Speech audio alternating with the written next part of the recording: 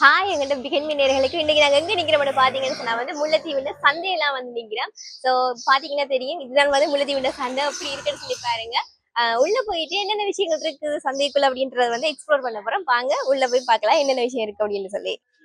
இதுல வந்து பாத்தீங்கன்னா தெரியும் இங்க பாருங்க இதுல வந்து ஃப்ரெஷ்ஷான மரக்கறிகள் வந்து இதுல நிறைய இருக்குது. இதுல பாருங்க எல்லாம் ஃப்ரெஷ்ஷா அப்படியே இருக்குது. ஓகே அப்படியே இங்கே வந்து பார்ப்போம். இதுல வந்து பாத்தீங்கன்னா உப்பு வந்து அடுக்கி வச்சிருக்கணும். கொஞ்ச நாளைக்கு முதல்ல வந்து உப்புக்கு வந்து தட்டுப்பாடு வந்தது. சோ அந்த டைம்ல வந்து உப்பு எடுக்கிறது கொஞ்சம் கஷ்டமா இருந்தது. பட் இதுல இப்ப பாத்தீங்கன்னு சொன்னா வந்து இதுல மட்டும் இல்ல அங்காலையும் வந்து உப்பு எல்லாமே வந்து அப்படியே நிறைய அடுக்கி வச்சிருக்கணும். நீங்கள பார்த்தா தேங்காய் எல்லாமே இருக்குது. அப்படியே இங்க பாத்தீங்கன்னு சொன்னா இங்க பாருங்க இவ்வளவு மரக்கறி இருக்கு அப்படின்னு சொல்லி.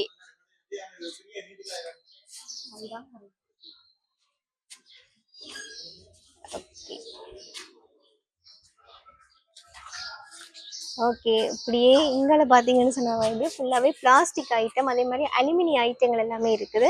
இதில் பார்த்தா தெரியும்.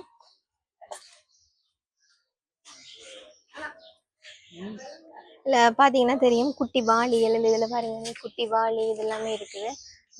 குட்டி திங்ஸ் எல்லாம் இருக்குது. அப்படியே பார்த்தீங்கன்னா குட்டி இது அதே மாதிரி குட்டி டிஷ்ஷுகள் எல்லாமே வந்து இருக்குது.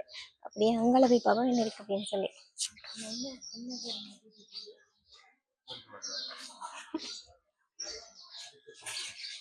அப்படியே இங்கால பாத்தீங்கன்னு சொன்னா இங்காலையும் வந்து மரக்கறிகள் எல்லாமே வந்து வச்சிருக்கீங்கன்னா அந்த பூசணிக்காய் எல்லாம் இருக்கு. பெரிய பூசணிக்காய் எல்லாமே இருக்குது. அப்படி எங்களை பாத்தீங்கன்னா தெரியும். அதை இங்க பாருங்க இது வந்து வந்து இஞ்சி இஞ்சி இது வந்து வச்சிருக்கணும். எல்லாமே தெரியும் இஞ்சி வந்து எவ்வளவு ரேட் போகுது அப்படின்னு சொல்லி இஞ்சியும் வச்சிருக்கணும். அப்படி இங்கே பார்த்தீங்கன்னு சொன்னா வந்து இதுல வந்து முட்டை வச்சிருக்கலாம். அதாவது இது வந்து பாம் முட்டை. இதுல அந்த கூடு வந்து இந்தியா மெதட்ல வந்து அடிச்சிருக்கு அப்படின்னு வந்து சொல்லினோம். அப்படியே இங்கால போனோம்னு சொன்னா வந்து அப்படியே பாத்தீங்கன்னு சொன்னா வந்து இங்க பாருங்க இதுல வந்து அகப்பை எல்லாம் வந்து வச்சிருக்கணும். அகப்பை அதே மாதிரி இது வந்து எல்லாருக்கும் தெரிஞ்சிருக்கு. இப்ப வந்து எல்லாருமே வந்து அந்த சுற்றுற திருவிழா தான் வந்து யூஸ் பண்ணுவீங்க. இது வந்து அந்த காலத்துல வந்து இந்த திருவிழையில இருந்துதான் வந்து திருவுவாங்க. ஸோ அந்த திருவிழையும் இருக்குது. அப்படி எங்களை பார்த்தோம்னு சொன்னா வந்து நிறைய வெரைட்டில வந்து இந்த கத்தி எல்லாமே வந்து வச்சிருக்காங்க. பாருங்க இப்படி கத்தி இருக்கு. நிறைய கத்தி ஐட்டம் வந்து இருக்குது. அப்படியே எங்களை வந்து பார்த்தோம்னு சொன்னா வந்து இதை பார்த்தீங்கன்னா தெரியும் இது வந்து இடியப்ப தட்டுன்னு சொல்லுவீங்கன்னா இவங்க வழியா இருக்குன்னு சொல்லி. அப்படியே இதுல பாத்தீங்கன்னு சொன்னா வந்து இது வந்து பன் தொப்பி அப்படின்னு சொல்லுவார்கள். இது வந்து ஆனா பனையோலையில செய்யறது பண்ணு இல்லையா புல்லு. ஓகே இது வந்து புல்லுல செய்யற தொப்பியாம். ஸோ பாத்துருக்க நல்லா அழகா இருக்குது. ஓகே அப்படி இங்கே பாத்தீங்கன்னு சொன்னா வந்து இது வந்து இந்த கோயில்களில் வந்து நெய் விளக்கு வந்து கொளுத்துவாங்க. ஸோ அதுக்கு வந்து யூஸ் பண்றது. அப்படியே அங்கே பார்த்தோம்னா இது வந்து வெத்தில இந்த வெத்தில வந்து அடிக்கிற முறையை பாருங்க இவ்வளவு அழகா அடிக்கணும் அப்படின்னு சொல்லி. பக்கத்துலயே வந்து பாக்கு. அப்படி எங்களை வந்தோம்னு சொன்னா வந்து இதுல வந்து ஊதுபதி செட்டுகள் எல்லாமே இருக்குது. அப்படியே அங்கே போய் பார்ப்போம். இங்க பாருங்க சட்டிமான ஐட்டம் எல்லாம் இருக்கு. அதுவும் மண் சட்டிமான ஐட்டம் எல்லாம் இருக்கு. இங்க பாருங்க இதுல பாத்தீங்கன்னா தெரியும் அந்த குட்டி சட்டி பானைன்னு சொல்லுவாங்க. நாங்க வந்து சின்ன பிள்ளைல அறிக்கைகளை வந்து அந்த சட்டி பானையில வந்து சமைச்சு விளையாடுவீங்க. இப்போ வந்து நிறைய பிள்ளைகளுக்கு அந்த அந்த பழக்கம் வந்து இருக்குது. அதுல வந்து இப்படி இந்த குட்டி சட்டி பானை இது எல்லாமே வந்து தேடி தெரிஞ்சு பண்றது. முதல்ல வந்து பிளாஸ்டிக்ல அப்படி எல்லாம் வரும். இதுல வந்து இப்பதான் வந்து நான் இது பாக்குறேன். இந்த குட்டி பானையை வந்து நல்ல வடிவா இருக்குது.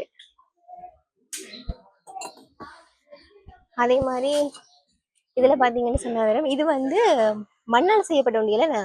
மண்ணால் செய்யப்பட்ட உண்டியல். இது வந்து கிட்டத்தட்ட 19 கிட்ஸுக்கு வந்து தெரிஞ்சிருக்கும் இந்த உண்டியல் வந்து எவ்வளவு இம்பார்ட்டன்ட் அப்படின்னு சொல்லி.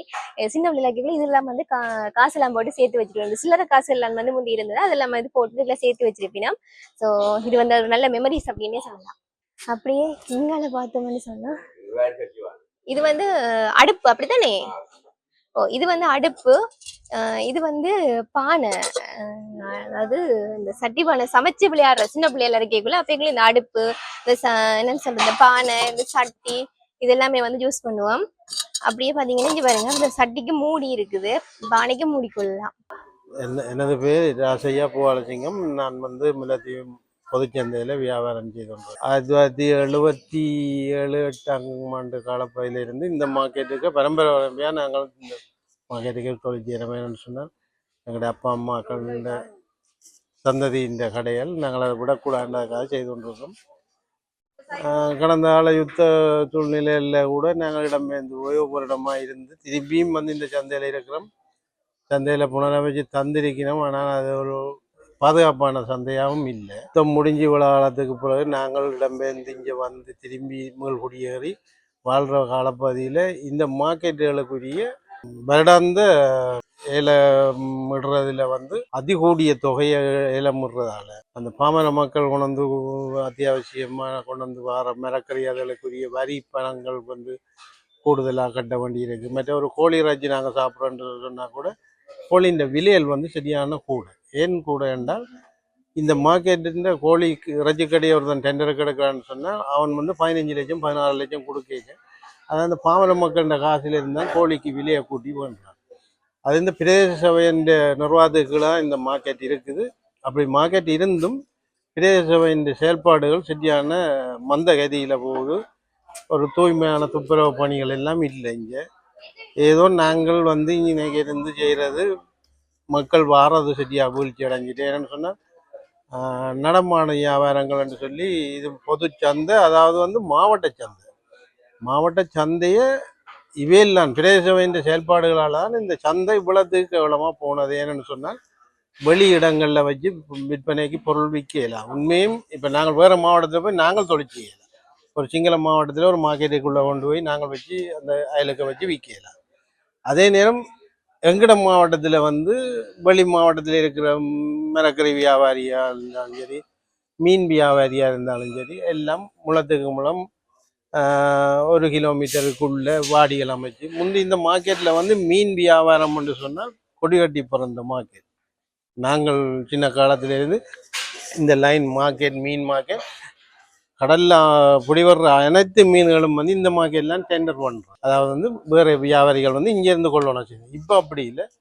அங்கங்கே கடற்கரை ஓரங்களில் வாடிகளும் கருவாட்டு வாடிகளையும் போட்டு செய்கிறதால இங்கே பாருங்க இதில் 7 மீன் கல்லுகள் இருக்குது. 7 மீன் கல்லுலையும் 2 வியாபாரி தான் வியாபாரம் செய்யலாம். மீன் வியாபாரம் அதுவும் 12 மணியோடு போயிடணும். ஒரு அரச உத்தியோகத்தர் மாலை நேரங்களில் மீன் அதில் பண்ணி கொண்டு போகிறதுக்கு வசதி இல்லை.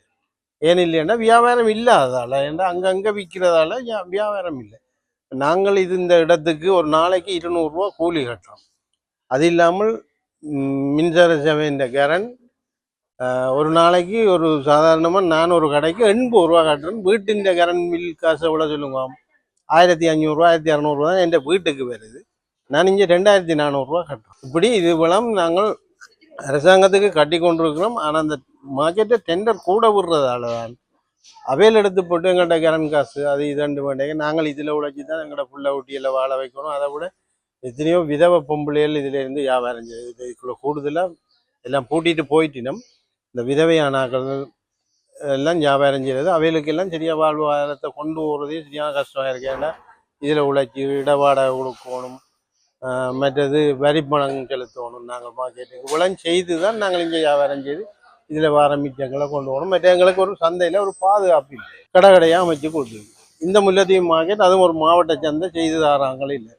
இது உண்மையாக இந்த இதுகளுக்கு இருக்கிற உயர் அதிகாரிகள் இதை கவனத்தில் எடுத்து எங்களுக்கு ஒரு கடையை அடைச்சி தருவணும். இதுக்கு நிதிகள் எல்லாம் ஒதுக்கப்பட்டிருக்குன்னு சொல்லி அனுர் அரசாங்கத்தால் ஒதுக்கப்பட்டிருக்கு.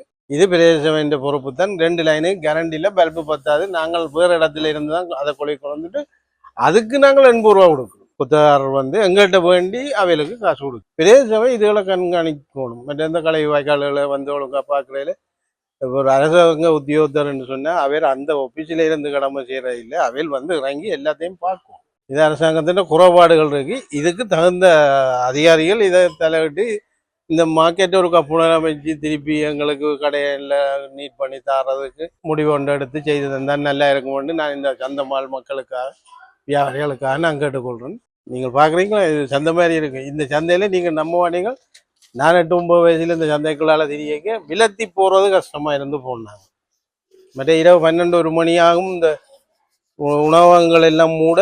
ஏன்னு சொன்னா அது மட்டும் கொத்து தகரத்துல கொத்துற சத்தம் கேட்டுக்கொண்டே இருக்கு. அப்படி ஒரு முல்லைத்தீவு மாவட்டமா இருந்து சாதாரண ஒரு பெஞ்சு கடை வச்சிருக்கவர் வியாபாரத்தை வந்து கேட்டால் 3000 ரூபாய் செய்தேன், 4000 ரூபாய் செய்தேன். அப்படி இல்லை. நாங்கள் இந்த சந்தைக்குள்ள மார்க்கெட்டுக்குள்ளேயே 83 84 காலப்பகுதியிலாம் நாங்கள் 2 லட்சம் 3 லட்சம் வியாபாரம் செய்வோம். அப்போ என்ன விலை பொருள்? ஒரு தீப்பெட்டி 45,000, ஒரு சோப்பு 75,000. அந்த காலப்பகுதியிலே 1.5 2 லட்சம் ரூபாய் செய்யக்கு இப்போத்த கணக்கு பார்த்தால் அது கிட்டத்தட்ட 15-20 லட்சத்துக்கு கணக்கு பார்க்கலாம். அந்த நேரம் செய்த வியாபாரம் இல்லை, அந்த நேரம் செய்த தொழில்களும் இல்லை. ஏதோ மனிதன் வாழ்றதுக்கு ஏற்ற மாதிரி எங்கள்ட வாழ்க்கை போய்கொண்டிருக்கு. அவ்வளவுதான். இன்னைக்கு வந்து நாங்க முல்லைத்தீவு சந்தைக்கு வந்திருந்தோம். முல்லைத்தீவு சந்தையை வந்து ஃபுல்லாவே சுத்தி பார்த்திருந்தோம். இதுல பாத்தீங்கன்னு சொன்னா வந்து அங்கே மீன் சந்தையோ இறைச்சி சந்தையோ அதுல வந்து பார்க்கலாம் போயிட்டு அதில் வச்சு விற்கிற இடத்த வந்து என்ன சொன்னா அவங்க எளியா வந்து பூட்டிட்டு போட்டாங்க. வியாபாரங்கள் வந்து குறைவா இருக்கிற காரணத்தால ஆக மரக்கறிகளும் பழங்களும் இந்த வெத்தில் அதுகள் அப்படியான விஷயங்கள்லாம் வந்து இருந்தது. ஸோ எல்லாத்தையுமே வந்து ஃபுல்லாவே எக்ஸ்ப்ளோர் பண்ணி உங்களுக்கு காட்டிட்டு, ஸோ இது மாதிரியான இன்ட்ரெஸ்டிங்கான வீடியோஸை வந்து பார்க்கணும் அப்படின்னு சொன்னா வந்து எங்களோட பிஎம் தமிழ் ஸ்ரீலங்கா சேனலை வந்து ஃபாலோ பண்ணி வச்சுக்கொள்ளுங்க. அப்பதான் நாங்க போற அப்படி இன்ட்ரெஸ்டிங்கான விஷயம் எல்லாத்தையுமே வந்து தெரிஞ்சு கொள்ளலாம். இன்னும் ஒரு வீடியோட உங்களை மீட் பண்ணும் வரைக்குமே உங்களோட மீது விடைபெறும் நான் உங்கள் ராகவி.